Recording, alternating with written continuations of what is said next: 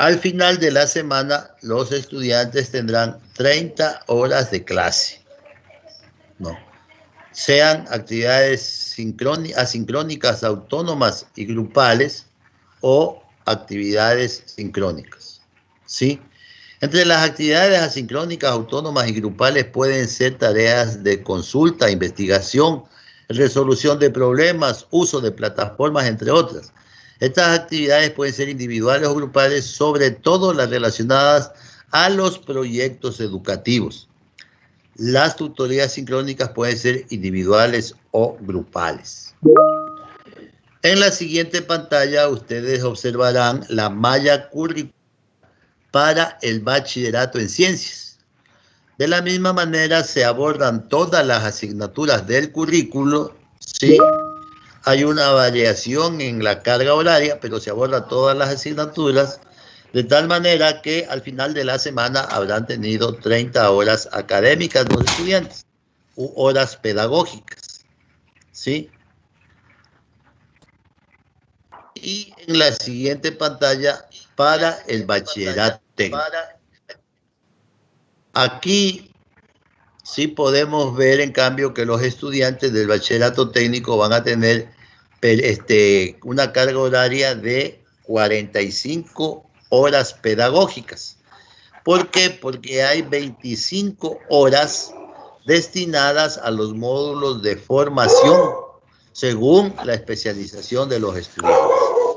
Debemos, sin embargo, entender que no todas las ofertas técnicas están en condiciones de cumplir de manera abierta, ¿no? En educación virtual o en línea, ¿no? Para eso, pues, se considerará, según la propuesta pedagógica institucional, qué tipo de bachillerato ofrecemos, porque muy difícilmente un estudiante de mecánica automotriz podría terminar su bachillerato en educación abierta. En estos casos habrá una mayor intensidad de actividades presenciales, sobre todo en algunos módulos formativos. La jornada docente, lo que habíamos hablado de la jornada docente, ¿no? Está establecido en los artículos 5 y 7 del Acuerdo Ministerial 0099A del 2015. ¿Sí? En el artículo 5 nos habla que la jornada matutina es de 7 a 13 horas 30, vespertina de 13 horas a 19 horas 30, y en la sesión nocturna de 16 horas 30 a 22 horas de lunes a viernes, y los días sábados para la sesión nocturna de 7:30 a 12:30. Esos son más o menos los horarios para la educación abierta, similares a la educación presencial. En el artículo 7 dice que las actividades de gestión participativa corresponden al menos al 35% del total de horas destinadas a la labor educativa en la institución. ¿Sí? El 35%, porque recordemos que el 65% en cambio son para las actividades o las horas pedagógicas. El 35% en la institución, ¿sí? Y nosotros sabemos que actualmente un buen porcentaje de este 35% la cumplíamos en casa antes de la emergencia. Nos trabajamos hasta la 1:30, por ejemplo, y completábamos las 8 horas en casa.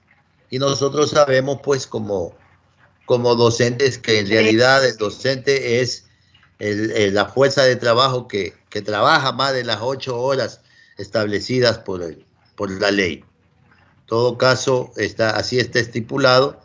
¿A qué nos dedicamos en esas 35%? A realizar reuniones de trabajo con otros docentes, a atender a los representantes legales de los estudiantes, a realizar actividades de refuerzo y apoyo educativo para estudiantes que lo necesiten, a colaborar con la organización, supervisión y control de la belleza de actividades estudiantiles y otras actividades asignadas por el directivo institucional. ¿Sí? Esto ya conocemos nosotros. O sea, en la modalidad abierta, la intensidad de la jornada laboral del docente es similar a la modalidad presencial. En todo caso, el docente que opta por trabajar en esta modalidad dependiendo de la institución educativa y el número de estudiantes que tenga, lo podrá hacer en la escuela o desde la casa. No. Para eso, obviamente, la escuela debe garantizar los recursos tecnológicos y de conectividad pertinentes o el docente en su casa. El docente podría cumplir las dos modalidades si es que su horario no se completa en una sola modalidad. Me explico. Unas horas pedagógicas trabajará con los alumnos que están en clases presenciales y otro porcentaje de esas horas pedagógicas lo podría trabajar en clases de educación abierta. Pues eso va a depender de la institución educativa. ¿Sí? ¿Qué es lo que hace el docente tutor o cuál es la función del docente tutor? Debe desarrollar actividades o material personalizado basados en los resultados de la evaluación de los aprendizajes. Como nosotros sabemos, la evaluación es un proceso permanente, sistemático y situado en la individualidad de los estudiantes. Entonces, el tutor debe producir recursos didácticos, materiales, insumos, ¿no? Para que le puedan acercar al estudiante en las clases. El docente tutor debe proporcionar espacios durante los encuentros presenciales donde los estudiantes puedan expresar sus emociones o sentimientos, puesto que estos encuentros presenciales, fundamentalmente en básica superior, son para socializar entre estudiantes, ¿sí? El docente tutor debe generar ambientes de aprendizaje virtuales que fortalezcan la destreza cognitiva de sus estudiantes y debe dar seguimiento y retroalimentación constante por medios sincrónicos y asincrónicos. Es obvio, por lo tanto, que el perfil del docente que trabaja para educación abierta debe ser un docente que domine la tecnología, que domine los procesos digitales de información, ¿sí? Los estudiantes van a tener también el mismo beneficio de atención del DECE, del Departamento de Consejería Estudiantil, ¿sí? Estos compañeros DECE tienen la obligación de enviar a la familia cursos virtuales que puedan fortalecer el desarrollo integral de la familia y del estudiante. Deben dar acompañamiento psicosocial presencial o virtual a los estudiantes en coordinación con la Unidad de Apoyo a la Inclusión, con la UDAI, en los casos de que el acompañamiento tenga aspectos pedagógicos. Y debe utilizar herramientas virtuales. El compañero de ese debe utilizar herramientas virtuales como foros o blogs con padres de familia y estudiantes para discutir grupalmente diversos temas que puedan fortalecer el desarrollo integral de la familia y del estudiante. En este sistema de educación abierta hay la figura del monitor, ¿sí?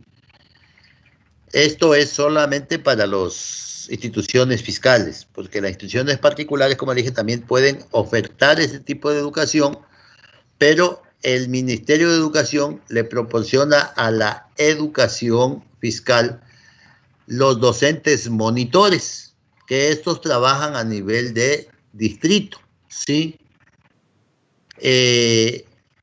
Pueden aportar en este campo o pueden ser docentes monitores algunos estudiantes de las diferentes carreras, fundamentalmente en pedagogía o carreras técnicas para el bachillerato técnico, que estén cursando los últimos niveles, últimos semestres de la educación superior.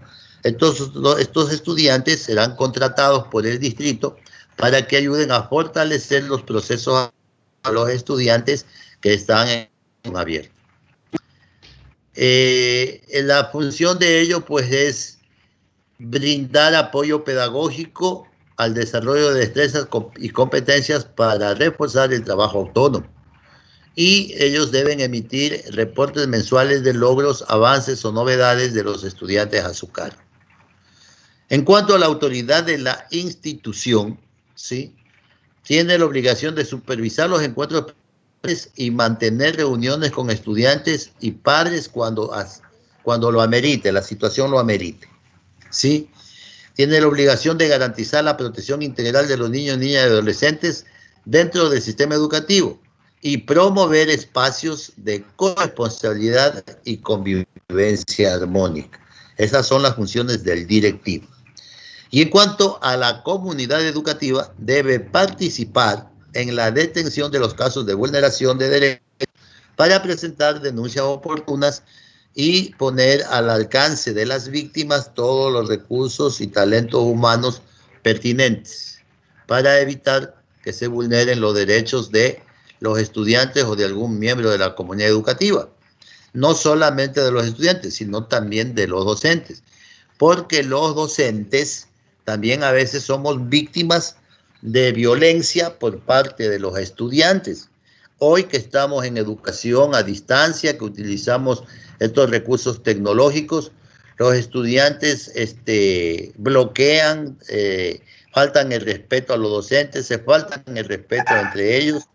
Es importante, por lo tanto, que el docente que trabaja en este tipo de educación tenga un perfil profesional que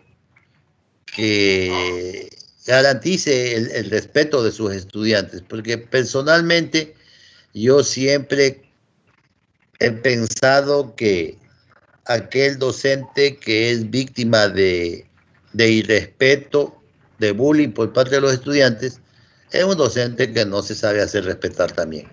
Pero sin embargo hay estudiantes que, pese a que el docente tiene un carácter, una buena personalidad, son estudiantes tan malcriados que se permiten faltarle el respeto a los profesores, a sus compañeros, tienen una mala formación lugar.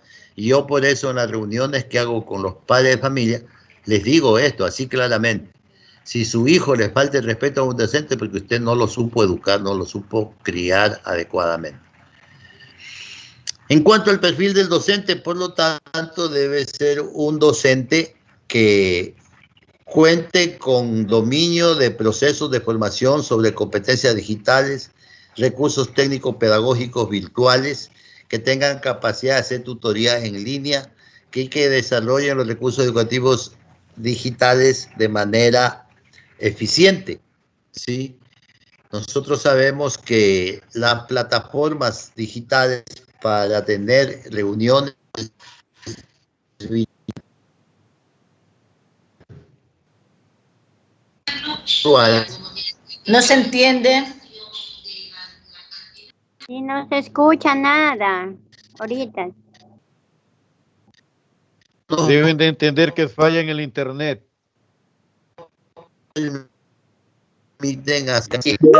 Pues debe ser un experto en el dominio de estas herramientas. Sí, estoy perdiendo ahora sí yo un poquito la señal. Ya me regresó la señal. Confírmenme por favor si me están escuchando. Sí, ahora sí. Y ahora sí. Listo. Ahora sí en un momento perdí la señal. Sí, ahora sí.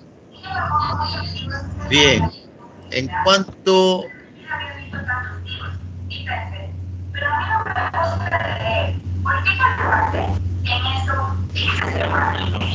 a cómo hacer operativa esta educación abierta, como les había dicho, tenemos encuentros académicos y de socialización periódicos. Para los estudiantes de básica superior deben acudir voluntariamente a la institución educativa 15 días. No es obligatorio, ¿sí? Los encuentros presenciales durarán 4 horas pedagógicas y tendrán el objetivo principal de interactuar con sus pares en actividades culturales, deportivas, sociales o recreativas y que además fortalezcan las habilidades sociales. Sin embargo, de pronto ustedes llegan a un acuerdo con los estudiantes y deciden de que en estas 4 horas que nos reunimos cada 15 días, sobre todo los estudiantes que están en educación virtual, es decir, aquellos que no tienen conectividad permanente, podrían llevar una memoria digital a la escuela, una memoria externa, y bajar la información para llevarse a su casa. De pronto yo llego a un acuerdo con estos estudiantes y les digo que cada 15 días deben venir a la escuela, que van a participar en actividades culturales, sociales, deportivas, pero que además de paso se vayan llevando la información para los siguientes 15 días de actividades. El estudiante, una vez que termina su actividad, le sube al docente a su correo, a la página web de la institución, a la plataforma con la que estén trabajando. El estudiante revisa el docente revisa y evalúa. En cuanto a los estudiantes de bachillerato en ciencias, se sugiere de que estos encuentros sean por lo menos 2 encuentros al año, ¿sí? Y la jornada de trabajo será 4 a 6 horas. Y para estos estudiantes sí se debe aprovechar para la revisión del contenido de las asignaturas, para el bachillerato, ¿sí? Y para el bachillerato técnico, estas actividades presenciales son dedicadas fundamentalmente para los módulos formativos, ¿sí? Todos los estudiantes de bachillerato tienen la obligación de participar en el programa de participación estudiantil. Como ustedes saben, eso es para primero y segundo de bachillerato. De igual manera, los estudiantes de educación virtual participarán en el programa y desarrollarán los proyectos del programa de participación estudiantil.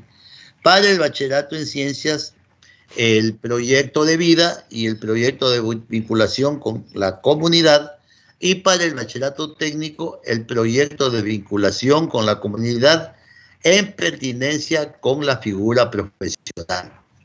Los campos en que se puede trabajar son los mismos de las clases de las escolaridad presencial, que son los campos de convivencia, generación de habilidades laborales, saludable, artística, cultural, innovación y tecnología y medio ambiente. Son los mismos ámbitos que trabajan los estudiantes de la escuela presencial.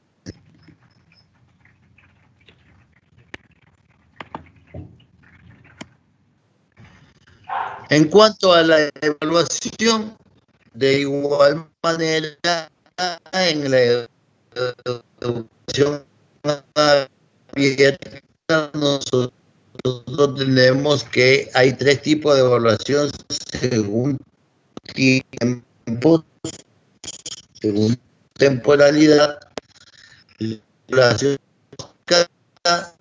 formativa y la formativa. Es importante esta evaluación en sí como una herramienta para mejorar procesos de enseñanza-aprendizaje. La evaluación diagnóstica, que como todos sabemos, nos permite identificar conocimientos previos, identificar debilidades para, en función de eso, hacer una planificación. Esta evaluación diagnóstica, algunos piensan que solamente se la hace al inicio del año lectivo, pero en realidad se la hace también de manera permanente. El objetivo es diferente entre la evaluación diagnóstica y la evaluación formativa. Porque en la evaluación diagnóstica nosotros logramos identificar conocimientos previos para sobre esa base desarrollar las actividades académicas. Pero lo podemos hacer al inicio del año lectivo, al inicio de la unidad, al inicio de la clase, al inicio de cualquier proceso. En cuanto a la evaluación formativa, nosotros hacemos una evaluación sistemática y permanente que pretende detectar debilidades en el proceso, fortalecerlos mediante, nosotros le hemos denominado un proceso de retroalimentación. Cada actividad académica, cada tarea, cada taller, cada sesión tiene una evaluación formativa para ir retroalimentando. Y luego, pues sabemos que al final de la unidad, del parcial o del quimestre, se hace una evaluación sumativa con la finalidad de, sobre esos resultados, planificar un refuerzo académico para mejorar los resultados del aprendizaje. En ese sentido es cómo debemos tener concebida a la evaluación. Para eso, algunos instrumentos recomendados en educación abierta, ¿sí? Participación de los estudiantes en foros, en actividades corporativas, en actividades de aprendizaje, en proyectos interdisciplinarios, en ensayos, en informes, en disertaciones, debates en grupos de discusión, argumentos para crear conceptos propios, participación en clases sincrónicas, actividades colaborativas, actividades de aprendizaje propuestas en aulas virtuales, evaluaciones virtuales, evaluaciones en línea, evaluaciones escritas, rúbricas y listas de cotejos. Es decir, hay una amalgama de posibilidades de cómo podemos evaluar. Cuando nosotros tenemos ese criterio de que la evaluación es un proceso para mejorar resultados de aprendizaje, pues la creatividad del ingenio, la productividad del docente para construir estas técnicas de evaluación. Yo he visto algunas propuestas muy, muy ingeniosas de parte de los docentes.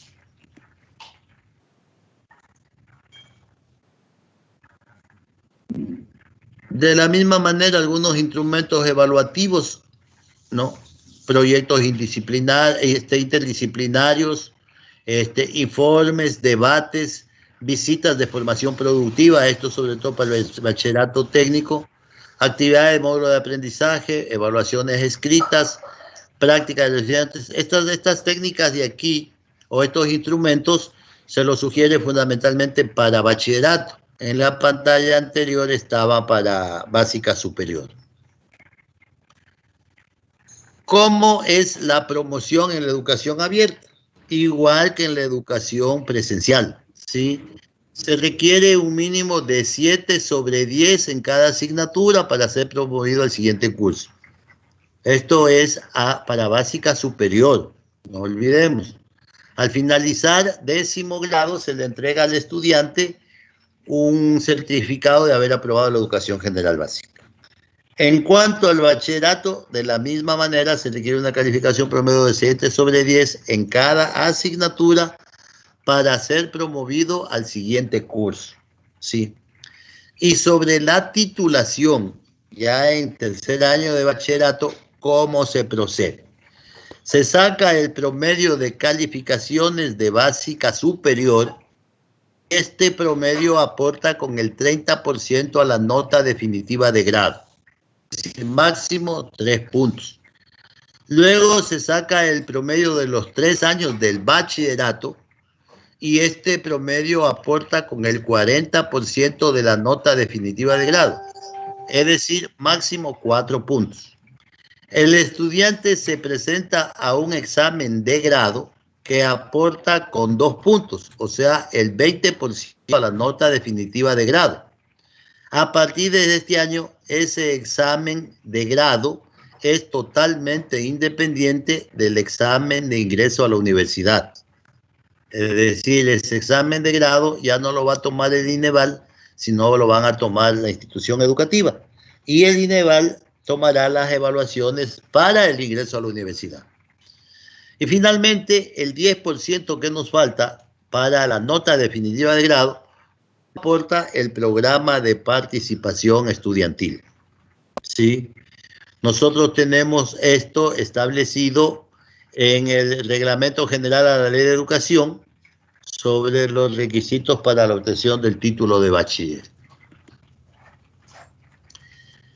¿Cuáles son ahora los requisitos para que las instituciones educativas puedan ofertar la educación abierta? Debe constar en la propuesta pedagógica. Ahora, si nosotros ya tenemos propuesta pedagógica, ¿sí?, habría que hacerle un alcance a esa propuesta pedagógica.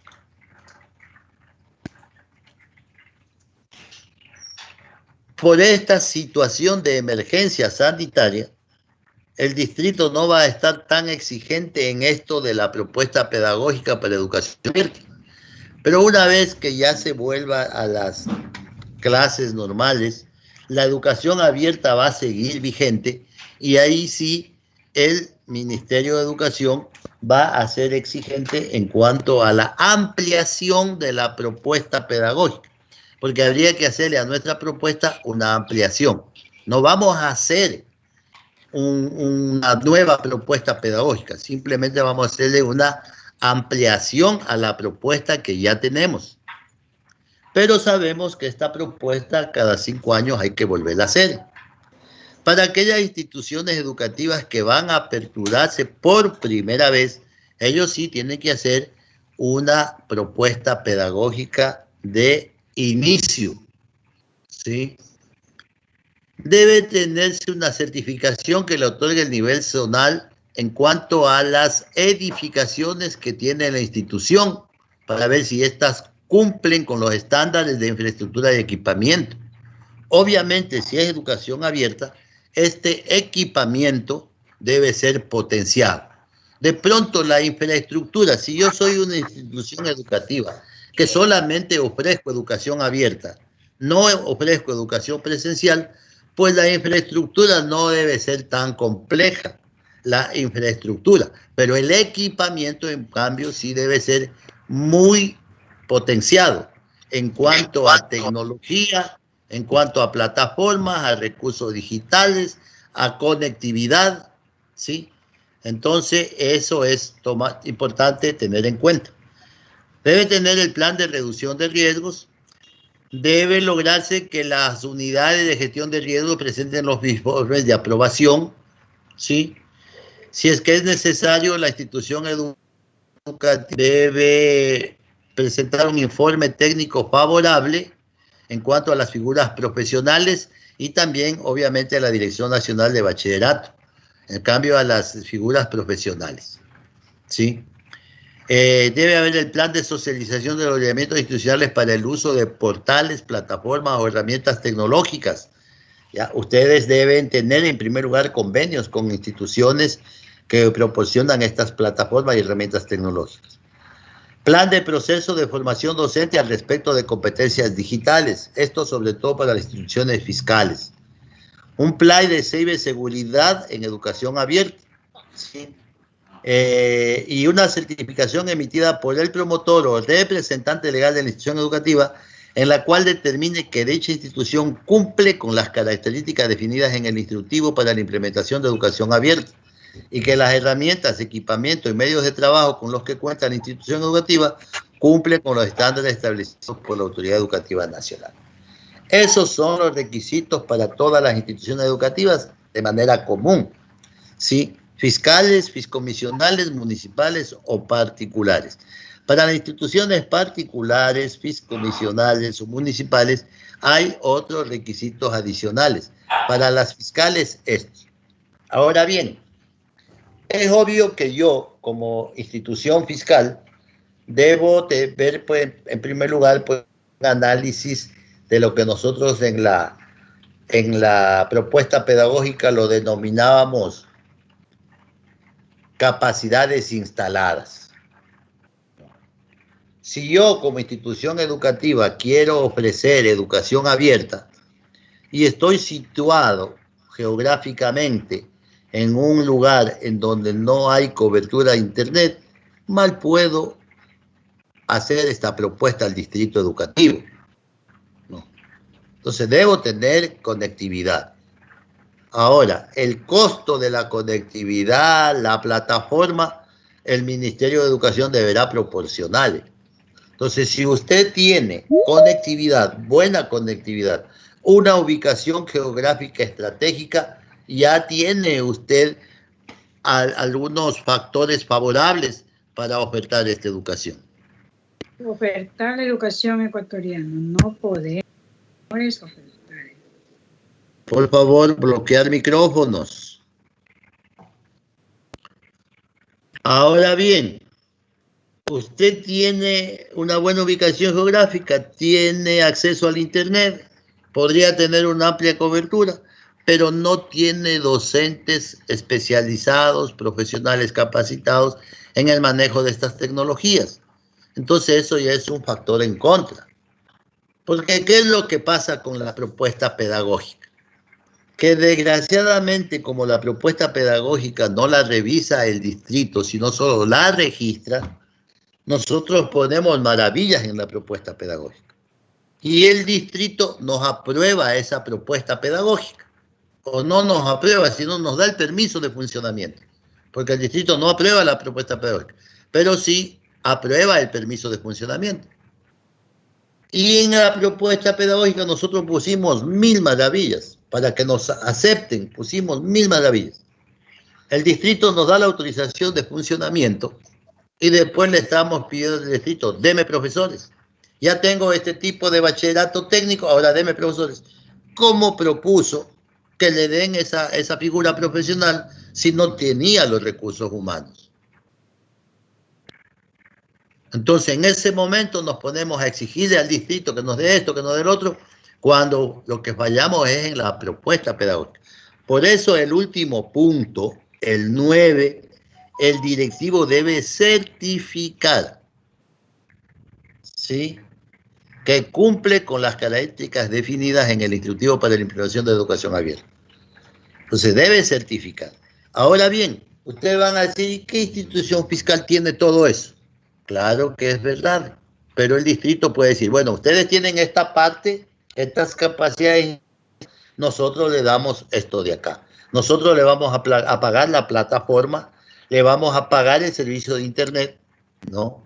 Eso le va a dar el distrito, porque ustedes ya tienen un centro de cómputo adecuado, tienen en una ubicación geográfica que es fácil de acceso al internet, y tienen docentes que dominan plataformas virtuales.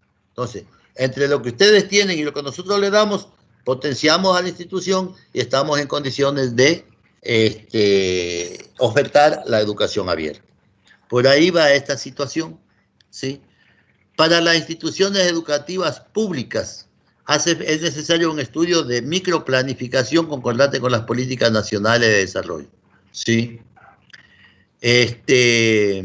Este estudio debe ser elaborado por el nivel zonal previo informe del nivel distrital, pero para eso debe haber un previo pedido de la institución educativa. Si es que ninguna institución educativa ha solicitado tener esta cobertura de educación abierta en un distrito, entonces el distrito seleccionará las instituciones del distrito, valga la redundancia, para que oferten esta educación y se comprometerá a dotarle de los recursos necesarios. Pero en un distrito no puede haber, no puede prescindirse de esta oferta educativa. Ciertas instituciones de un distrito deben tener esta oferta porque la idea es de que de esta manera el Estado está garantizando la educación a toda la población. ¿Sí? Entonces, no es que en un distrito nadie quiere, alguien va a tener. Yo me imagino que para ser operativo, por lo menos una institución por circuito debería tener esta oferta educativa de educación abierta. De pronto, si ustedes se consideran una institución que puede ofrecer esto porque tiene ya talentos humanos, porque tiene ya algunos equipos informáticos, ¿sí? Y están en una ubicación geográfica privilegiada, entonces ya podrían estar ustedes optando por ofertar este tipo de educación. Es necesario que la Dirección de Administrativa Financiera del nivel zonal certifique que hay disponibilidad presupuestaria para las instituciones fiscales, puesto que es al ministerio al que le va a costar, ¿sí?, la plataforma, el internet, sobre todo esas cuestiones, ¿no? Y para las instituciones municipales, pues el GAD municipal, el gobierno autónomo descentralizado del municipio, tiene que garantizar de que la institución tiene o le va a financiar a la institución municipal este tipo de recursos, ¿sí? Debe haber un informe de la unidad de planificación del nivel distrital aprobado por el nivel zonal sobre el personal directivo, docente y administrativo requerido por institución. ¿Sí ve? Entonces, el distrito dice, a ver, ¿ustedes quieren? Sí. A ver, ¿cuáles son los profesores que van a trabajar en esto? A ver, usted directivo, ¿cómo está con el dominio de las tecnologías? No puede ser directivo de una institución que oferte educación abierta si no tiene dominio de tecnologías, dominio de plataformas, y bueno, esas situaciones. Lo mismo los docentes. ¿Sí tienen eso? Sí tenemos eso. ¿Tienen equipos de computación? No tenemos. Bueno, déjenme revisar a ver si les puedo dar, le dice el distrito. Entonces, ¿ustedes qué necesitan? Equipos de computación adecuados, necesitan internet, necesitan plataforma. Vamos a ver. Ya la plataforma desde el ministerio es el Teams. Ya solo me falta pagarles el internet y darles unas computadoras o recursos tecnológicos adecuados. Entonces, así es como se va a ir negociando para que ustedes puedan ofertar este tipo de educación. ¿Sí? La escritura pública del inmueble, que debe estar, obviamente, si es una institución fiscal, debe estar a favor del Ministerio de Educación.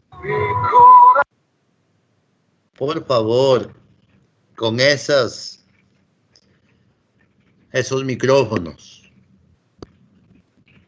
Bien. Ya aparecen estudiantes.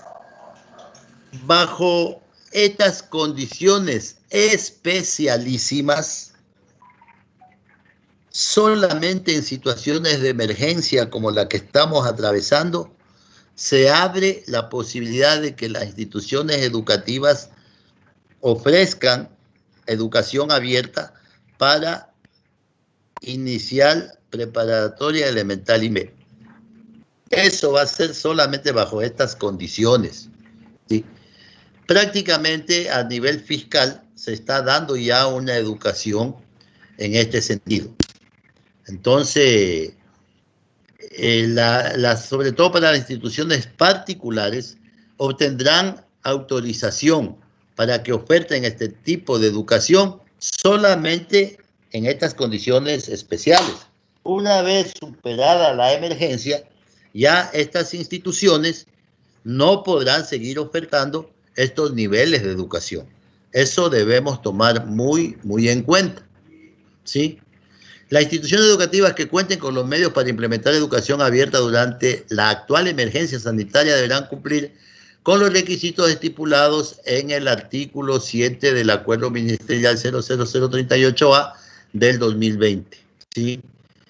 Esto es para las instituciones fiscales, fiscomisionales y particulares, no para la educación fiscal, porque la educación fiscal en situación de emergencia se está implementando el plan educativo Aprendamos Juntos en Casa y nos vamos a mantener en esas condiciones mientras dure la emergencia.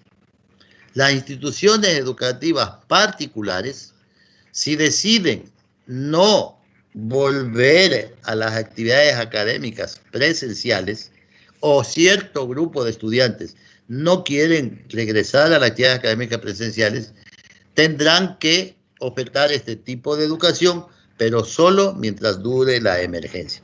Entonces ahí van un poco a entrar en discusión a ver si es conveniente o no hacer una inversión para ofertar este tipo de educación por temporalidades cortas, ¿no? Cuando solamente haya situaciones de emergencia. En cuanto al aforo, bueno, esto les comento porque algunos de nosotros tenemos hijos en instituciones educativas particulares y de pronto nos interesa, ¿no?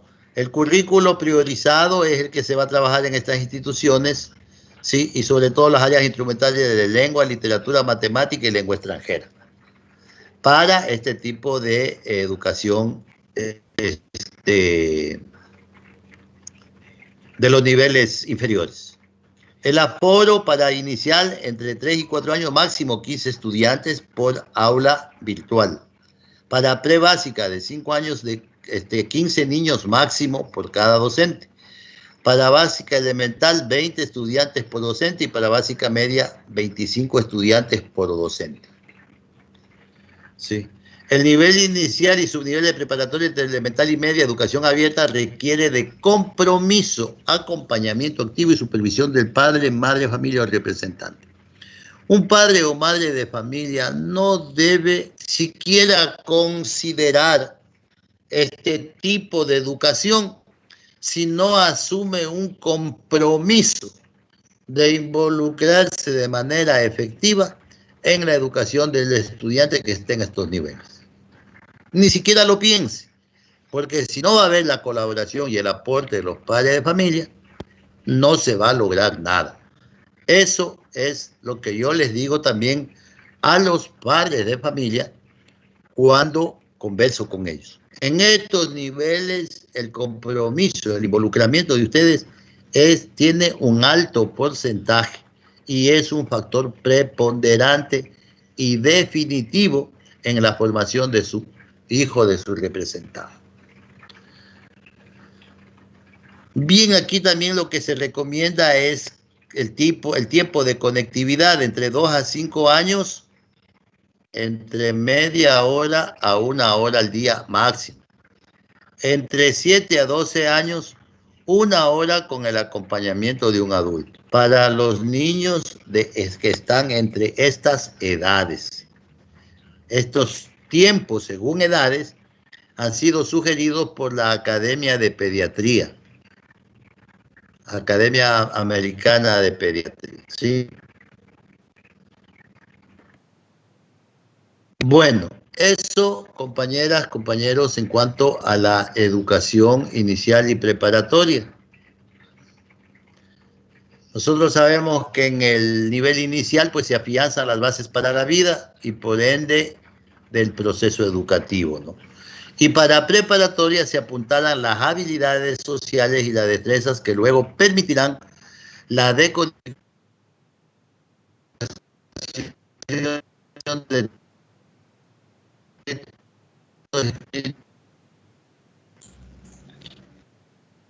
mediante la lectura y la escritura. Es decir, en el nivel preparatoria, No se escucha, no se entiende, por favor. Y desarrollo de destrezas. En todo caso, si no me escuchan, por favor, las diapositivas están muy claras, ¿sí? Les ruego, por favor, no es cuestión mía, sino del internet que está en estos días demasiado bajo. Buenos días, compañero Fernando. No sea malito, tenga la bondad de repetir lo de preparatoria. No se le escuchó, por favor, tenga la bondad. Ya, tengo en pantalla, sí tienen en pantalla eso, ¿no? Hola, ¿sí lo está visualizando en pantalla? Sí. Ya, listo. Por favor, bloqueen el micrófono. En todo caso, si la situación esta del internet nos juega una mala pasada, en la diapositiva está claramente lo que yo le estoy explicando. En cuanto al nivel de inicial, es en este nivel en donde se afianza las bases para la vida. Se lo prepara el estudiante para clase educativo. Se lo empieza a hacer al chico organizado, aquellas habilidades que debe desarrollar el estudiante para comprender su entorno y su contexto. En cuanto al nivel, en este nivel en donde se apuntalan las habilidades sociales y las destrezas que luego le permitirán la decodificación de textos, de escrituras, la capacidad, o sea, se dan los primeros pasos para que el estudiante pueda leer y escribir. Las actividades deben estar enmarcadas en experiencias de aprendizaje y desarrollar la metodología de juego-trabajo y el desarrollo de destrezas. Es decir, igual que en la presencial, ¿sí? En estos niveles de inicial y preparatoria, nosotros sabemos que los chicos aprenden con este trabajo, mediante las experiencias de aprendizaje. La teoría de María Montessori está vigente aquí en estos niveles. ¿Sí? Los niños requieren del acompañamiento del adulto y sus tiempos de concentración son muy cortos, eso nosotros lo sabemos. Por eso es importante el acompañamiento de un adulto. Pero como normalmente el adulto que lo acompaña al niño en este proceso de enseñanza-aprendizaje es el docente, y esta educación es abierta, o sea, no es presencial, entonces es importante que el padre de familia, el representante, sea el que se involucre. ¿Sí? Es importante recordar, dice, que la creación de rutinas es primordial para estos niveles. Para que los niños ejecuten las actividades, se crean rutinas que el docente planifica y en función de eso el niño desarrolla las actividades, ¿sí? Se recomienda estos videos ahora en educación virtual, sobre todo para los niños de 0 a 5 años, estos videos que tiene esta aplicación TiniTab, es una aplicación que la encontramos en la web y que nos proporcionan programas informáticos, juegos, videos para niños de esa edad. Estos videos también son basados en la teoría del aprendizaje jugando de María Montessori. Y luego para educación media y básica elemental, ¿sí? En estos niveles se promociona la lectura, la escritura, el desarrollo de habilidades cognitivas, sociales y emocionales, estimuladas desde lo lúdico, el arte y el deporte. Para los niveles de básica media y básica elemental, ¿no? Sí.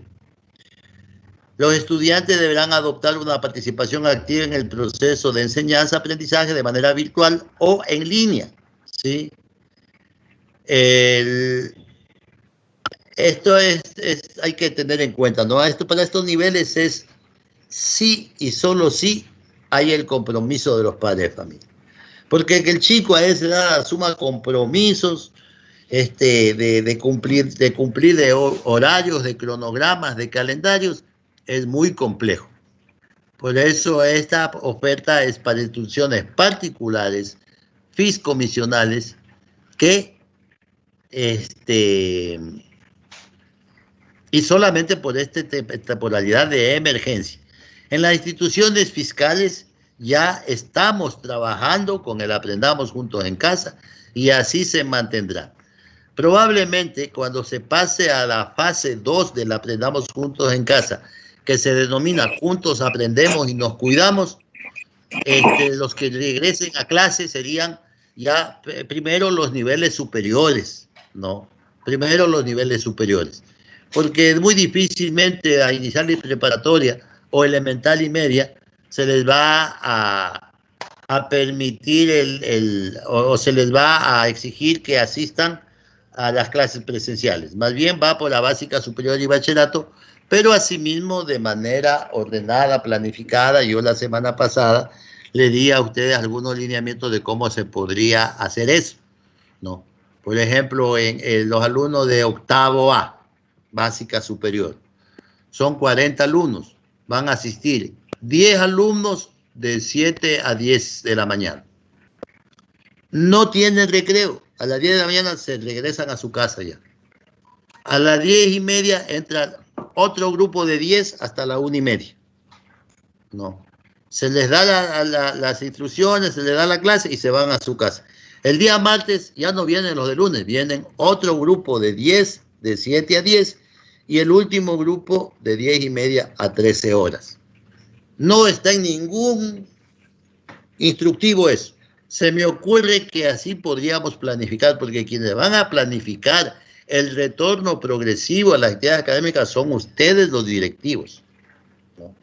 Entonces, de pronto, se podría trabajar de esa manera. El día miércoles regresan los de lunes, el día jueves los de martes, el día viernes todos se quedan en casa. No, ustedes tendrían que hacer esa planificación, garantizando que los estudiantes no se aglomeren, que no haya amotinamiento y con las medidas de bioseguridad correspondientes. Pero esto se dará cuando el COE cantonal lo autorice.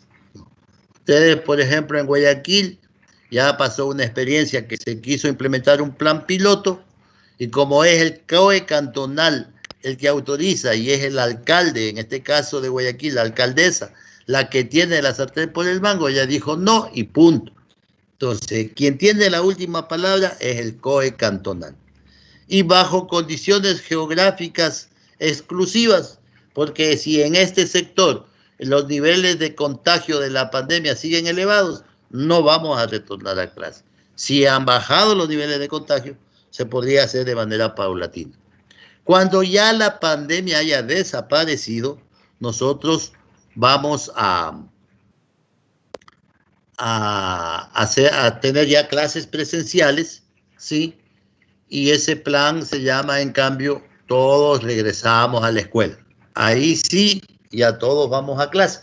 Pero si a pesar de ello hay algunos padres de familia que desean que sus estudiantes sigan educándose, pero optan por la educación abierta, bueno, pues entonces esos estudiantes tendrán esa posibilidad de continuar sus estudios. En cuanto a la evaluación para educación básica, media y elemental, se sugiere el portafolio del estudiante, el registro anecdótico, la lista de cotejo basada en videos, entrevistas y pruebas escritas. Para esos niveles, esos son los procesos de evaluación sugeridos.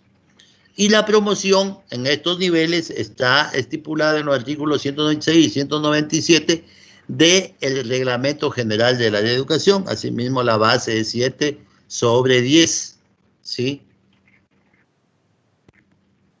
Aquí no es por asignatura, sino el promedio de todas las asignaturas. Nosotros sabemos cómo se manejan estos niveles. En cuanto a los costos, esto para las instituciones particulares es del 65% del valor autorizado para las clases presenciales. Es decir, que si la pensión en una institución educativa particular, la pensión mensual está de $100, lo que se va a pagar es $65. ¿Sí?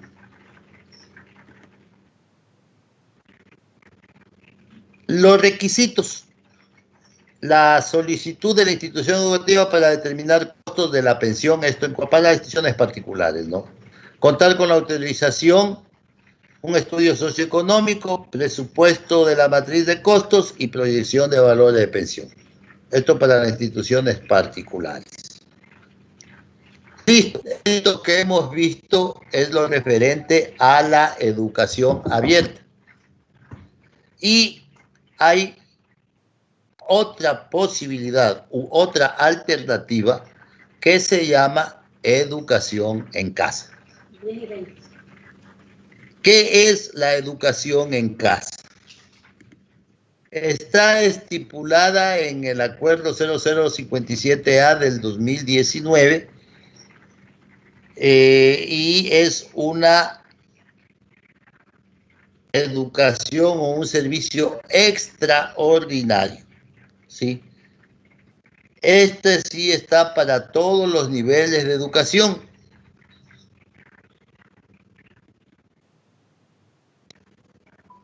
Nivel de educación general básica y bachillerato. Los padres de familia o representantes de los estudiantes asumen la responsabilidad de educar a sus hijos, ¿sí? A través de docentes tutores y con el apoyo y seguimiento de una institución educativa que regularice y garantice su derecho a la educación. ¿Qué es esto de la educación en casa? Esto ha existido siempre, no ha sido muy explotado o muy conocido, no ha sido muy promocionado.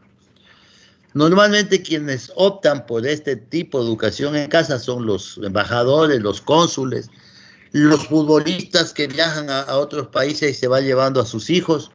Ellos deciden continuar su educación acá en el Ecuador, pero están en Estados Unidos. No saben el idioma porque recién llegaron, por lo tanto a ellos les conviene continuar estudiando acá en el Ecuador, estando en Estados Unidos. Este tipo de educación es solamente para básica y bachillerato en ciencias, no es para bachillerato técnico. ¿Sí? Esta educación no es gratuita, solamente el servicio que da la escuela es gratuito. Cualquier escuela puede ofrecer educación en casa, porque no va a poner profesores en la escuela, solamente va a evaluar los aprendizajes de los estudiantes y a emitir los certificados que validen esos aprendizajes. El padre de familia se siente capaz y competente para educar a su hijo en todo el currículo, le da la educación, ¿sí? y le dice a la escuela, porque tiene que matricularse en una escuela. Está en la Jaime Roldós Aguilera. El estudiante consta en las nóminas de la Jaime Roldós Aguilera. Está en 7º grado. La Jaime Roldós Aguilera lo que le comunica al padre de familia son los cronogramas para los procesos de evaluación.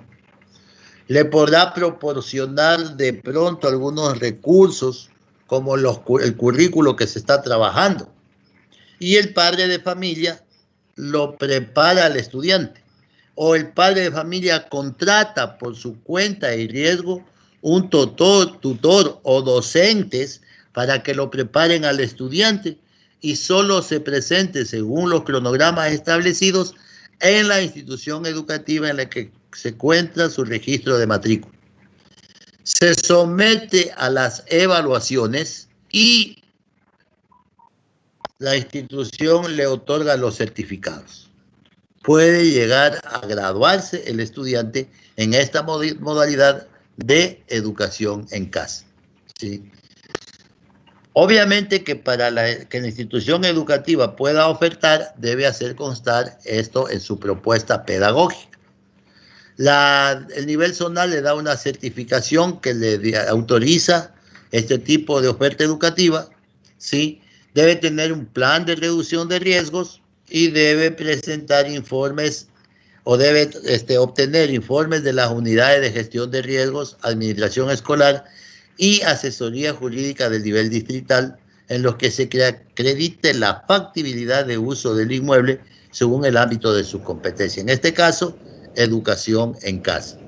Esto es para instituciones educativas públicas, fiscomisionales, particulares y municipales.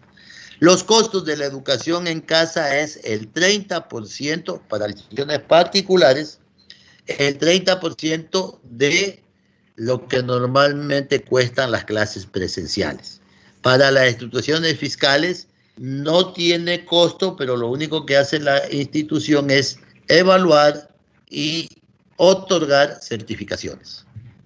Esto, mis estimados compañeras, compañeros directivos, docentes, compañeros de ese, lo que he venido a socializarles el día de hoy,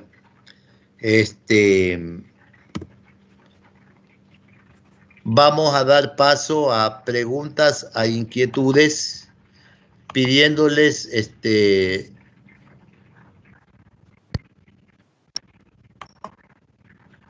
pidiéndoles mil disculpas por los problemas de conectividad que hemos tenido. Desde el día de ayer está así la señal y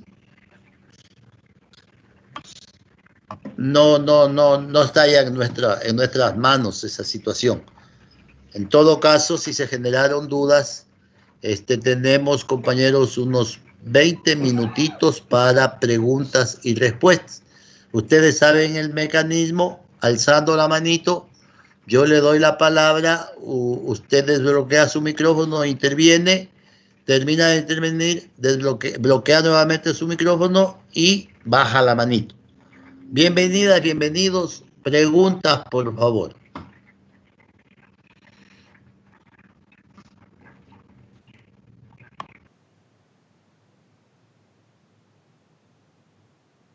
Ingeniero Quesada, buen día, un gusto saludarlo. Buenos días, bienvenido. Buenos días, Fernando, buenos días con todos. Bueno, Fernando, aunque no está muy relacionado con el tema que estás tratando, que es bastante importante, nos ha llegado una comunicación sobre el asunto de la plataforma Educar Ecuador, en el sentido de que en los próximos días se definirán lineamientos para la revisión de portafolios y ya el registro de notas en la mencionada plataforma.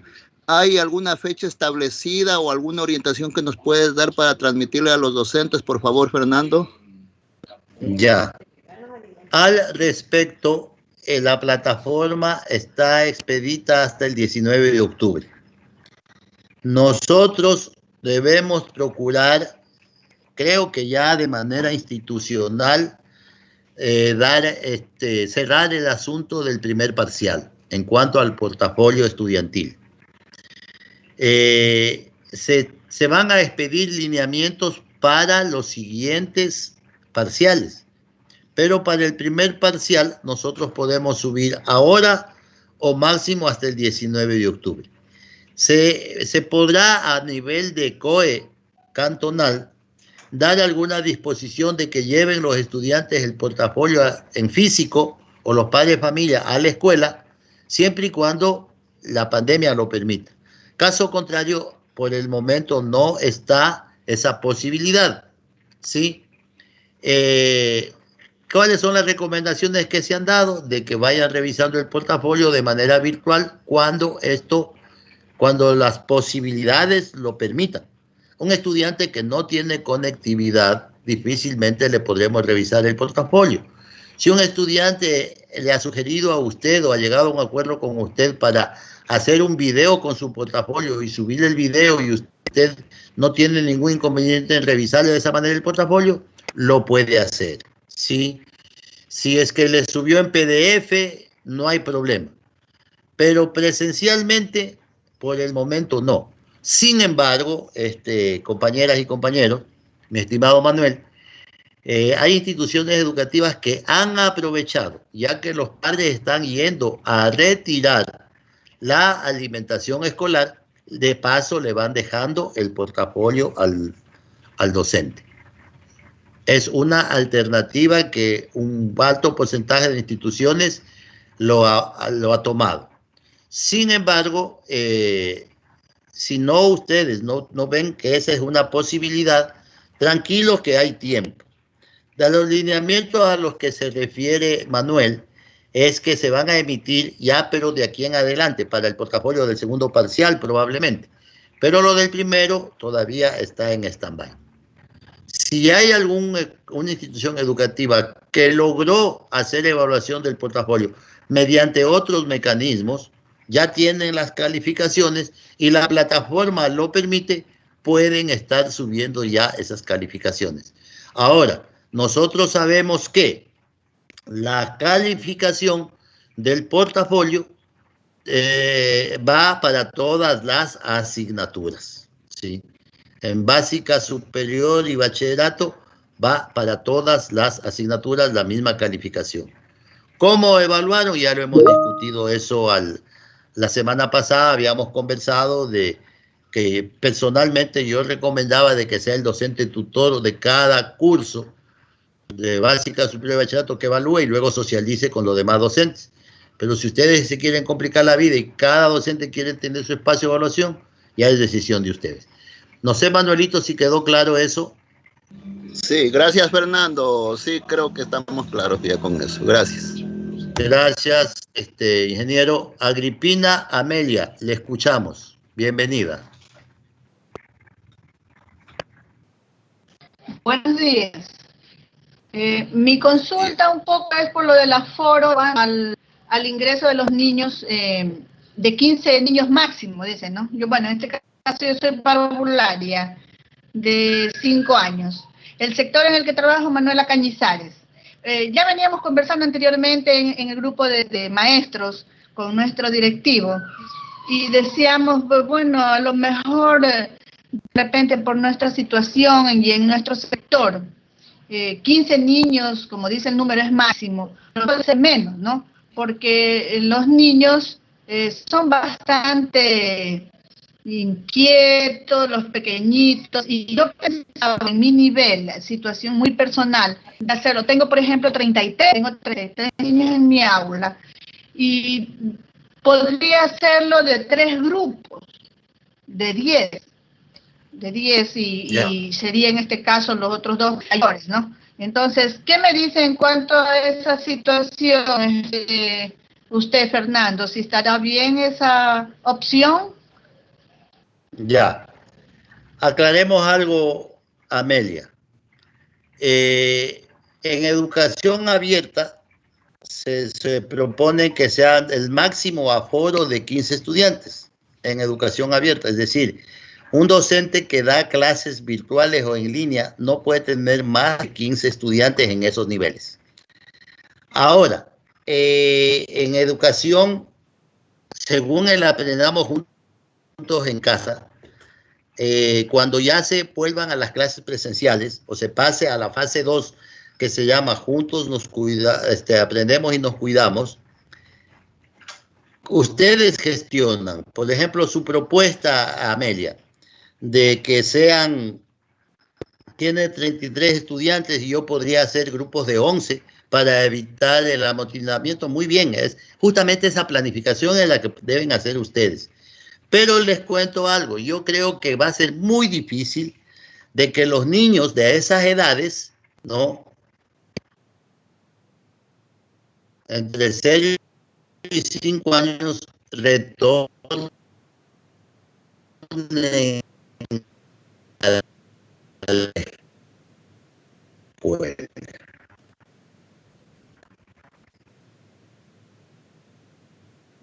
Al menos mientras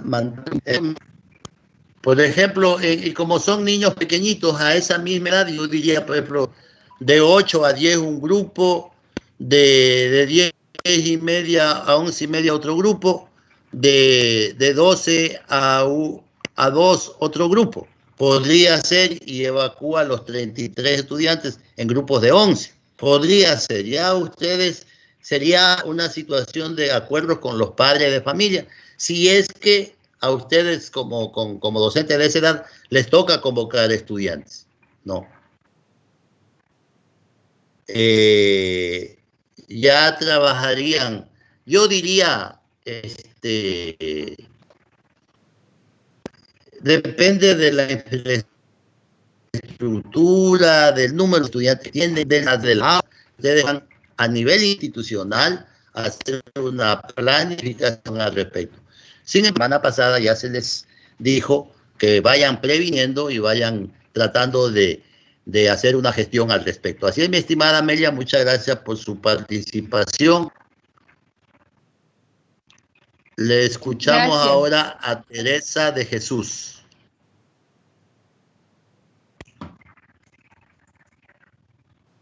Teresa, desbloquee su micrófono, por favor.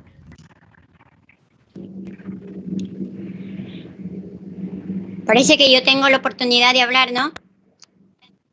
Teresa de Jesús, Paraguay. Ah, ya, muchas gracias. Le habla, soy docente del Colegio de Bachillerato República del Perú. En primer lugar, para agradecerle por la explicación que nos ha brindado sobre la educación abierta. Y luego para decirle que si es que en el Colegio de Bachillerato sí será posible de que se dé ese tipo de educación. Claro. Ustedes tienen incluso el bachillerato técnico. Ahora, vamos a analizar, es una excelente pregunta y muy bienvenida de parte de una institución que oferta bachillerato técnico. Ustedes tienen entre las ofertas educativas mecánica, ¿no es cierto? Sí. Entonces la pregunta es, ¿existe recursos digitales para ofertar educación abierta con la especialización de mecánica, automotriz, industrial, electromecánica, qué sé yo? Estamos hablando de capacidades instaladas, Teresita de Jesús.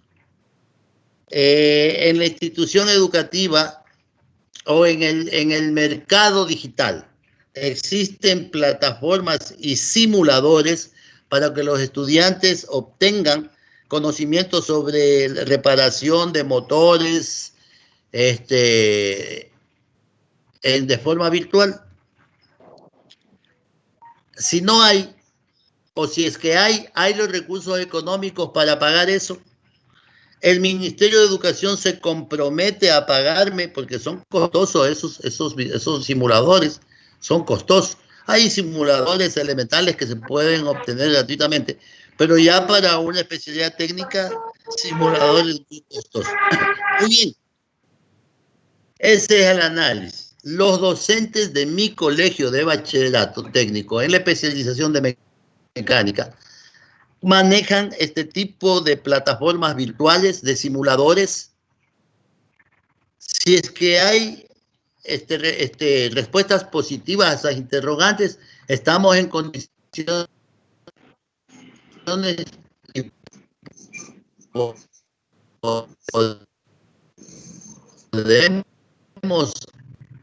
hacer o tienen talleres, porque me imagino que tienen, por eso lo están ofertando. Los estudiantes de la educación abierta están en condiciones de asistir para los módulos formativos de bachillerato técnico a clases presenciales a una cantidad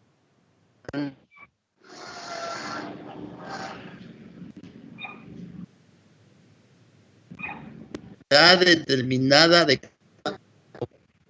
y luego solicitar al distrito la autorización para ampliar la cobertura. Ustedes no necesitan hacer una nueva propuesta pedagógica, sino una ampliación a la oferta educativa en su propuesta pedagógica. Por ahí la respuesta, Teresita, no sé si quedó claro. Sí, muchas gracias. O sea, mi pregunta iba, ya que los laboratorios a lo mejor no cuentan con la implementación necesaria para que los estudiantes puedan manipular y aprender de manera práctica los conocimientos de los diferentes módulos en las áreas técnicas, pero a lo mejor virtualmente haya plataformas, recursos educativos digitales donde el estudiante pueda tener una visión más amplia de cómo se manejan esta situación de la mecánica e incluso de la informática. En todo caso, como docentes, creo que aquí bien queda la evaluación diagnóstica, ver qué es lo que cuenta la institución y si es que cuenta con los recursos tanto del personal como de materiales que disponga. Yo le agradezco un mundo por la explicación. Gracias, Teresita. Antes de terminar con usted, ustedes tienen también la especialidad de informática. Entonces, me parece que por ahí esa especialización tendría un poco más de apertura y posibilidades, ¿no? Porque usted me dice es que nosotros no tenemos talleres en físico y probablemente los estudiantes aprendan mejor mediante simuladores. Y si yo me pongo, cuando hablamos de simuladores de manera efectiva, de simuladores que en realidad le va a servir a los estudiantes, le comento la experiencia. A mí me dice que esos simuladores son costosísimos. Y para pagar un simulador, que se paga licencias por año del uso de estos simuladores, y cada año hay que renovar la licencia, o si se compra licencia de por vida, ya estamos hablando de cientos de miles de dólares, simuladores o software o plataformas de esta naturaleza. Entonces yo, para gastarme ese dineral en una plataforma virtual, mejor equipo mis laboratorios que tengo en la institución. Entonces ese análisis de costos son los que ustedes tienen que hacer dentro de la institución educativa. En cuanto a la especialización de informática, yo creo que tienen mejores alternativas, hay muchas más posibilidades. Uno aprende el manejo de recursos virtuales para la especialización de informática gratuitamente, inclusive. Creo que no habría ningún inconveniente con esa especialización. Listo, mi compañera Teresita, vamos a darle a Castro. Gracias, Carmen, la palabra. Bienvenida. Agripina, baje la manito, y Teresita también. Compañero Castro Gutiérrez, compañera Castro Gutiérrez Carmen, bienvenida.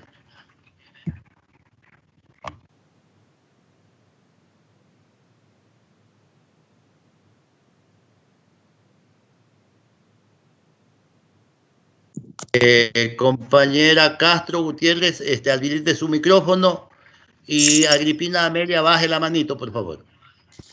Buenos días a todos. Agradeciéndole de antemano pues toda esta explicación que nos ha brindado acerca de la educación abierta. Le tenía una pequeña pregunta. En cuanto a lo que es a la educación que usted pues nos está hablando, el padre tiene la responsabilidad y es de manera voluntaria, él si desea pues seguir con la educación pues virtual, o tal vez si se da pues que los estudiantes puedan regresar a la institución educativa, él decida seguir con la educación virtual. Es por cuanto la madre de familia pues la pandemia le cogió en Loja. Ella está pues allá, entonces en base a esta situación que se ha estado dando de los despidos de trabajo, pues ella ha encontrado allá un trabajito.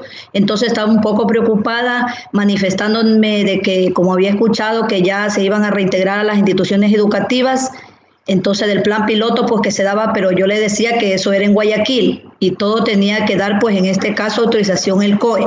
Nosotros todavía en Machala no teníamos ninguna disposición. Entonces, yo le manifesté, pues por cuanto usted también nos ha estado dando estas asesorías con otro grupo de compañeros, y en este caso, pues nuestra directora Blanca Gañay, pues también nos informó que es voluntad del padre de familia elegir prácticamente la modalidad. Pues si quiere seguir todo este año de manera virtual, lo puede hacer. Claro que sí. Es una pregunta. Sí. Mire esta particularidad, ¿no? La mamita le cogió la pandemia en Loja, no tenía posibilidad de venirse acá a Machala, allá consiguió trabajo porque debía seguir subsistiendo, pero quiere que su hijo termine el año lectivo en el colegio donde está matriculando. En el momento actual se está educando mediante el plan educativo Aprendamos Juntos en Casa, pero en algún momento determinado el COE dice todos a la escuela. Entonces, aquí toma la decisión el representante, ¿no? El Ministerio de Educación tiene la obligación de garantizar la educación y por eso es que amplía estas coberturas educativas, ¿no? Amplía su cobertura educativa y da estas posibilidades, estas opciones. Entonces, es la mamita la que va a tomar la decisión de decir, no, tú no te puedes ir a Machala, te vas a quedar en Loja, vas a vivir conmigo. Como ya estamos trabajando aquí, tú vas a continuar, pero con educación abierta.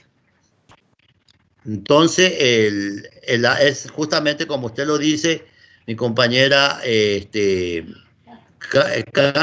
Carmen Castro, es el representante el que tomará esa decisión. Obviamente, tomando en cuenta de que esta opción está para la educación fiscal, básica, superior y bachillerato. Para básica, superior y bachillerato. Sí. Si es que ya se convocan a clases semipresenciales o presenciales de manera definitiva, en el campo fiscal o las instituciones educativas fiscales no ofertarán educación abierta para esos niveles de inicial, preparatoria, básica elemental y básica media. Ellos, por el momento, se están educando según el plan educativo Aprendamos Juntos en Casa.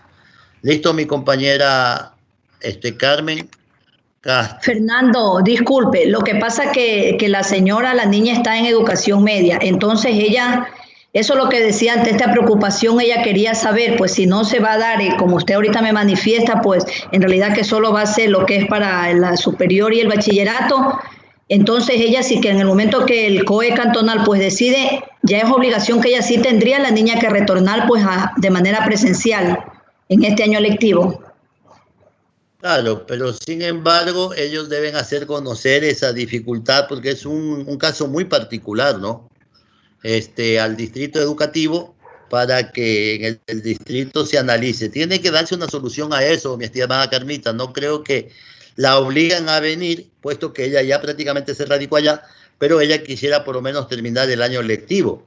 Sin embargo, usted recuerde que hay la posibilidad de cambios, o sea, la niña a medio año lectivo, por estas circunstancias, puede trasladarse a continuar sus estudios en Loja sin perder el año.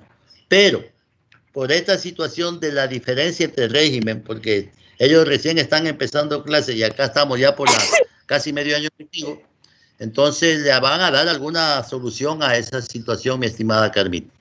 Pero como es un caso muy particular, tendrá que traer análisis ya en el distrito, en el ADRE del distrito, en regulación, para que se tome una decisión al respecto. Pero de que al niño le van a perjudicar, eso definitivamente no va a suceder. Así es, Carmita. En todo caso, me gustaría que cuando se comunique con esta mamita, la mantenga tranquila por el momento. Para retorno a clase, aquí en El Oro no va a haber. Que la mantenga más bien tranquila y cuando sea el momento nos comunicamos y vemos cómo le ayudamos. Muchísimas gracias. Bien, gracias a usted, Joana de Jesús. Buenos días, bienvenida. Buenos días, Magíster. Muy buenos días, compañeros. Disculpe, Magíster, lo que pasa es que yo quería hacerle una pregunta, a lo mejor no se había tocado mucho este tema porque nosotros pertenecemos pues a lo que es educación que tenemos hasta el bachillerato. Sin embargo, quería hacerle una pregunta a ver si nos podía ayudar, a lo mejor como madre de familia inclusive, soy docente, pero quería saber acerca de la educación superior, la oferta educativa que se la llevará a efecto de manera, de manera virtual. Podríamos también a lo mejor solicitar esta forma de trabajo en la educación superior para también nuestros hijos, nuestros estudiantes, que también tengo otra compañerita que tiene la misma situación. Se podría también solicitar que los estudiantes continúen haciendo educación virtual cuando haya el retorno a clase, es mi pregunta. Ya, Joana, cuando usted me habla de educación superior, ¿me habla de la educación universitaria o de básica superior? Exacto, universitaria. Ya, eso ya son políticas de la universidad, mi estimada Joana. Sin embargo, el ministerio no tiene injerencia. Usted recuerde que la Universidad Autónoma, ahí estaríamos hablando más bien del INEVAL y las políticas de ellos.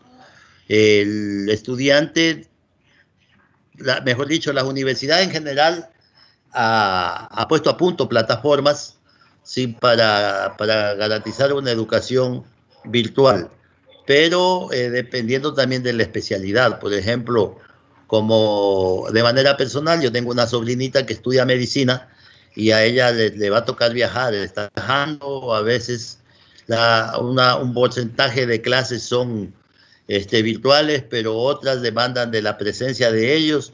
Entonces eso ya depende de la universidad, de cada universidad, más que del Ministerio de Educación. El Ministerio de Educación no tiene injerencia en la educación superior. Joana, eso le puedo comentar.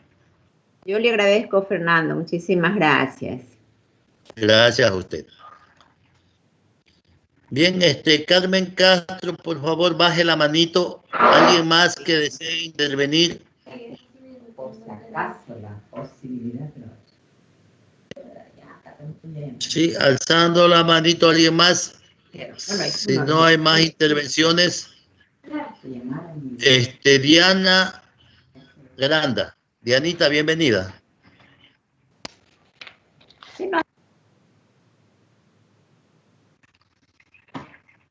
Hola, Dianita, no se le escucha.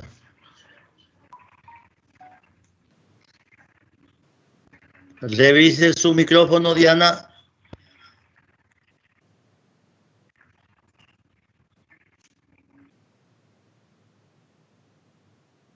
Algo sucede con el internet de Diana Granda. Hola. Ahí escuchamos.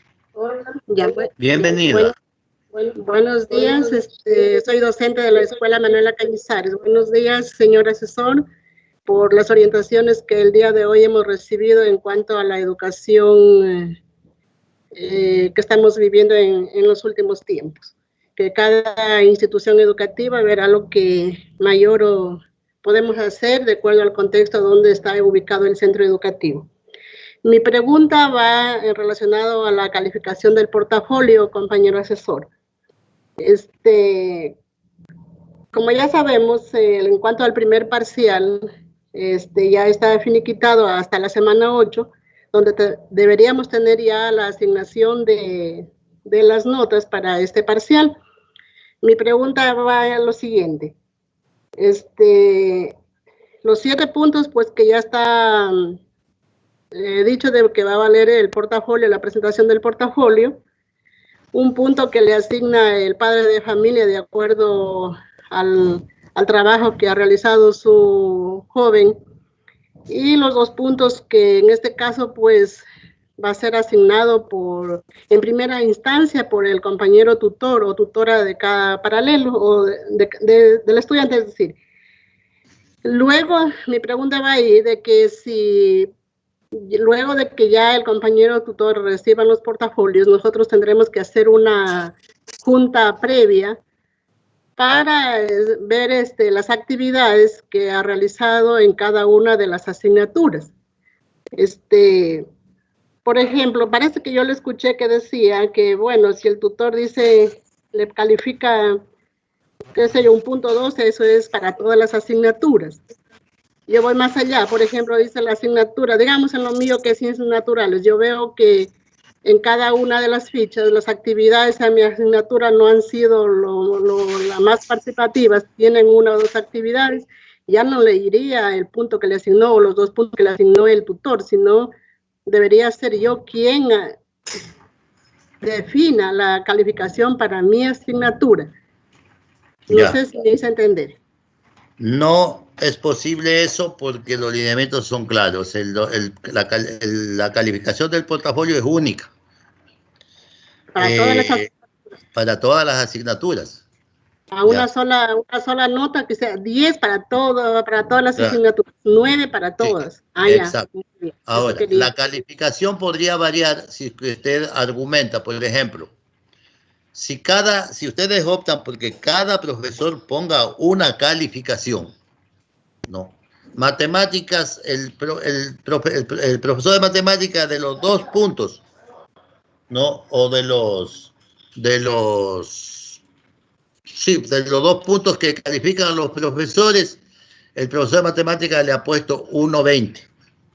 El otro le ha puesto, entre los 2 puntos, ha ganado 0.75. En el otro tiene 2, en el otro tiene 1.80. Suman todo, dividen para el número de materias y eso es lo que va al portafolio. Porque la nota va a ser única. No va a ser por asignaturas, porque en ese momento estaríamos rompiendo la interdisciplinariedad. Y los lineamientos están establecidos de esa manera, ¿no?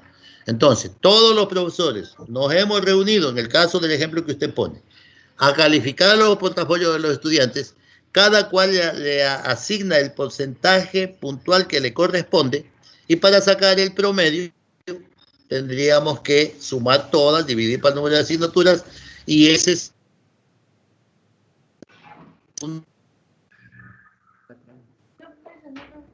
que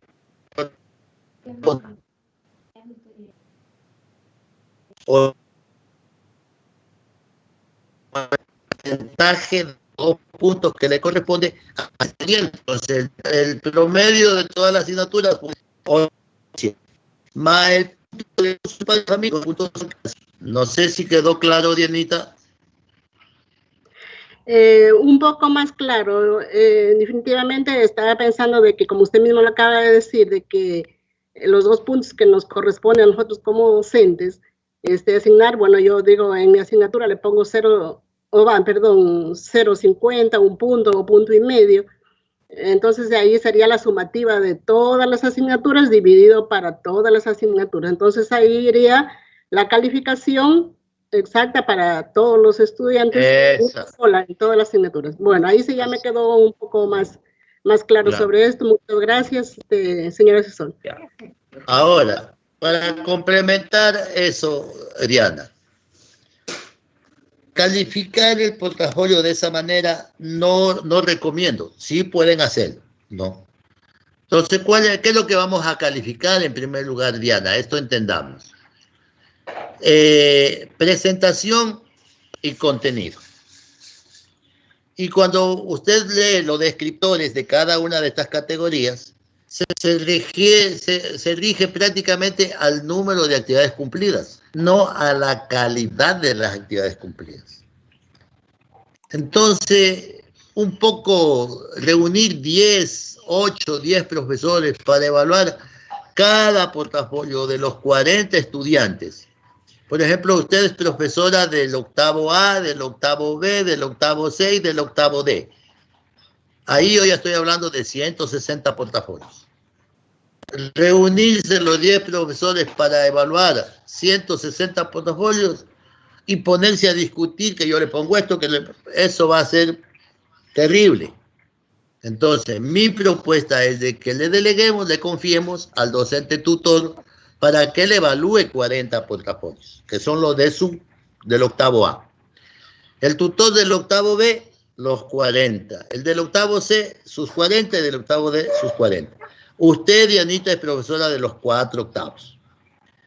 ¿Qué va a participar usted en las juntas de curso de cada octavo? En donde el docente tutor les va a decir, estas notas les he puesto a mis estudiantes.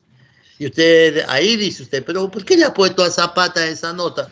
si Zapata conmigo no ha trabajado, yo a la sugerencia que le he dado no ha producido, entonces ahí lo podrían discutir. Y optan por bajarle a Zapata o subirle a Fernández, lo discuten porque la Junta aprueba las calificaciones. O en su defecto usted dice, no, a mí me parece que ha calificado bien todos los portafolios, esa calificación queda ahí, está ratificada y aprobada por la Junta. Entonces ese sería el mismo. En todo caso, lo que usted propone es una alternativa que sí se la puede implementar en la institución. Así es, mi estimada Diana, gracias por participar. Narcisa de Jesús Toro. Sí, buenos días, asesor Zapata, pues ante todo agradeciéndole pues por toda esta información que nos está brindando, ya que nos aclara muchas dudas, pues soy de la Unidad Educativa Enrique Morazares y pues era solamente pues para corroborar lo que usted acabó recién de informar. Los tutores, en este caso yo como tutora tengo la potestad de calificar el portafolio y con la presentación del portafolio ya tiene una nota de 7, ¿no es así? Así es. Ya, entonces, como decía usted, pues podemos igual, lo veo mejor así de esa manera, como lo está indicando, pues que nosotros como tutor ponemos la nota y después más bien socializamos con el resto de compañeros de las diferentes asignaturas, pues para ver pues si a lo mejor ellos están de acuerdo o en algo ellos parecen que no debería ir esa nota, pues que no es la correcta, y llegar a un acuerdo. Era para eso, asesor Zapata. Correcto. Gracias, Narcisa. Recordemos, sin embargo, que eso es para el primer parcial. El portafolio para el segundo parcial, la evaluación es diferente. Ya no viene con 7 puntos, sino con 3. Y los docentes evaluamos 6 puntos de ese portafolio. 1 en la categoría presentación y 5 en la categoría contenido. 3 puntos que viene de cajón y 1 punto que aporta el padre de familia. Eso sí debemos tomar en cuenta que para este nuevo parcial, la rúbrica de evaluación del portafolio es diferente a la del primero. Muchas gracias, Narcisa, por sus apellidos. Toro Barquín, tuve unos estudiantes con ese apellido en el Colegio Juan Montalvo. Así es, la misma. Usted fue mi alumna entonces. Un gusto, Narcisa, un gusto saludarla. De igual manera, gracias. Julio Romero. Julio, bienvenido. ¿Cómo está mi camarada? Buenos días, ingeniero Zapata. Soy de la Escuela Manuela Cañizares. Ya conversó la licenciada Diana recién. Solamente yo entiendo que el tutor solamente califica prácticamente la presentación, porque él no está al alcance de calificar todas las asignaturas. Solamente estaría calificando el cumplimiento, la responsabilidad y la presentación del portafolio. Ahí me pregunto. Sí, prácticamente es así. Por eso mismo es que la rúbrica que ha propuesto el Ministerio de Educación tiene solo esas categorías de evaluación, ¿no? No así el contenido mismo de la calidad del procedimiento o de las actividades realizadas, porque va a ser muy difícil en el caso de básica, superior y bachillerato que un docente pueda evaluar química, física, matemática, biología, lengua. Entonces va a ser muy complejo. Por esta situación de pandemia, debe entenderse también la cuestión de la evaluación. Por eso es importante, mi estimado Julio y compañeras y compañeros, el nivel de involucramiento de los docentes en la evaluación formativa. Porque aquí la evaluación formativa, si bien es cierto, no va a ser plasmada en un registro de calificaciones, ¿sí? Va a permitir que cada uno de los docentes hagamos retroalimentación cuando determinemos debilidades en las asignaturas, en las diferentes asignaturas. Por eso es importante que se involucre de manera efectiva en el proceso de evaluación formativa.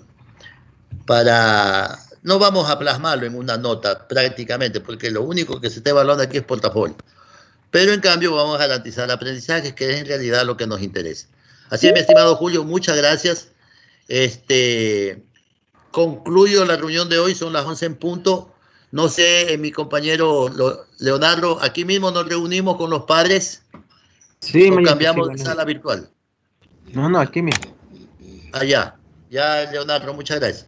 Bueno, para agradecerles a mis compañeros docentes, personal de ese que participan en estas reuniones, si desean, pueden quedarse conectados. Vamos a tener reuniones con los papitos y los estudiantes. Los directivos deben quedarse de ley en la reunión, porque durante esas reuniones se obtienen algunos criterios, recomendaciones, sugerencias también de parte de los padres de familia, y es importante que los directivos escuchen para que a su vez se las tramitan a ustedes. Les agradezco por el día de hoy, que tengan muchos éxitos en el resto de semana. Vamos poniéndole fuerza, compañeros. Entiendo como el que más la situación esta de la falta de sueldos. Seré muy respetuoso de la decisión que ustedes tomen, porque así como les está afectando a ustedes, nos está afectando a todos, y ojalá que esta situación tome otro rumbo. Yo quiero desearles, como les decía, lo mejor, y nos vemos la próxima semana. Les comento antes de despedirnos que como las clases en Sierra ya se reaperturaron, y nosotros somos asesores educativos de zona, o sea, tenemos también instituciones de la Sierra que asesoramos, nos están dando periódicamente capacitaciones de parte del Ministerio de Educación, así es que nos están haciendo mover agendas. Si hay algún cambio en las reuniones para la próxima semana, yo les comunico con anticipación. Tampoco va a ser una convocatoria improvisada, siempre lo hacemos con 1 o 2 días de anticipación las convocatorias. En eso nos ayuda la compañera Mercedes Cabrera. Si hay algún cambio, le comunico a ella oportunamente, y ella a ustedes para que se preparen. Sin embargo, la idea es de que se mantengan este tipo de reuniones para que se despejen dudas. Ojalá que el asesor educativo esté aportando en despejarle las dudas e inquietudes que ustedes tienen. Nuevamente, muchísimas gracias. Por favor, bloqueen micrófonos. Nos desconectamos los docentes y compañeros de ese, porque nos quedamos con los padres de familia y estudiantes, con los directivos. Muchísimas gracias, Fernando. Cuídese, bendiciones. Gracias. Gracias, pase bien. Gracias, compañero Fernando. Gracias. Hasta la próxima, compañeros. Hasta la próxima. A los padres de familia, madre de familia y estudiantes que se están conectando, les pido por favor unos minutitos de paciencia hasta que se conecten los demás. Muchas gracias por entender. Magíster, buenos días. Me gustaría, por favor, si el ingeniero Leonardo nos ayuda con el link para enviar a los papitos que faltan de conectar.